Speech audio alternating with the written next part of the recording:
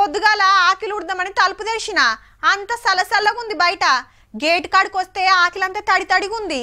అరే మా ఇంటి ముంగట ఎవరన్నా నీళ్లు పోసిండ్రా అనుకున్నా. ఆ టైంకి అర్థమైంది నీళ్లు పడ్డాయి మొగులు మించని. మొన్నటిదాకా 5వ నెంబర్ మీద తిరిగిన ఫ్యాన్లు నిన్ని అలా 1-2 మీదికి రావచ్చు. ఎండలకు వశపడక తిప్పల పడ్డ పట్నపోలు జరంత నిమ్మలబడొచ్చు గాని ఊర్ల రైతులకే రంది పట్టుకుంది.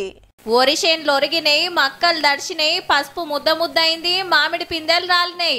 షెడుపు ఆనలు చేయబట్టి రైతులు నెత్తికి చేతులు పెట్టే కథ ఇందుల్లా.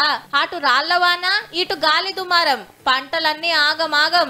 4 ఒద్దులైతే చేతికొస్తుండే మంచిగా. ఆదిలాబాద్, కరీంనగర్, జగిత్యాల, పెద్దపల్లి, నిజామాబాద్, సంగారెడ్డి జిల్లాలల్లా మస్తు నష్టమైంది. దాదాపు 90% మక్క పెరళ్ళు బాగా నేల కరిగిపోయినాయి.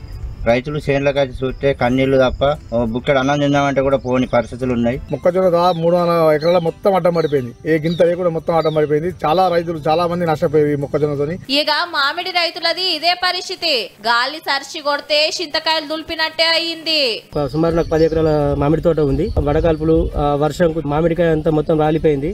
నేనే ఒక 4-5 లక్షల వరకు నేను నష్టపోయినా. ఇంతింత దొడ్డు రాళ్లు పడే వరకు ఇండ్ల పెంకలు వలిగినాయి. గాలి దుమారానికి రేకులు కొట్టుకుపోయినాయి. చెట్లు, కరెంట్ స్తంభాలు ఒరిగినాయి. ఆడాడ కొమ్రం భీంలా కోళ్ల ఫారం గూలి 500 కోళ్లు జీవిడ్చినాయి. పాపం జగిత్యాల తాటి చెట్టు మీద పిడుగుపడ్డది. రాత్రి హైదరాబాద్ లో సుతా గట్టిగానే పడ్డది. ఆనా ఉరుములు మెరుపులు, గల్లీల వరద చూడుండ్రి ఎట్లా వారిందో.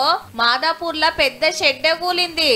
అండర్ పాస్ ల కింద వరద చేరితే మోటార్ల తోందోడిండ్రు.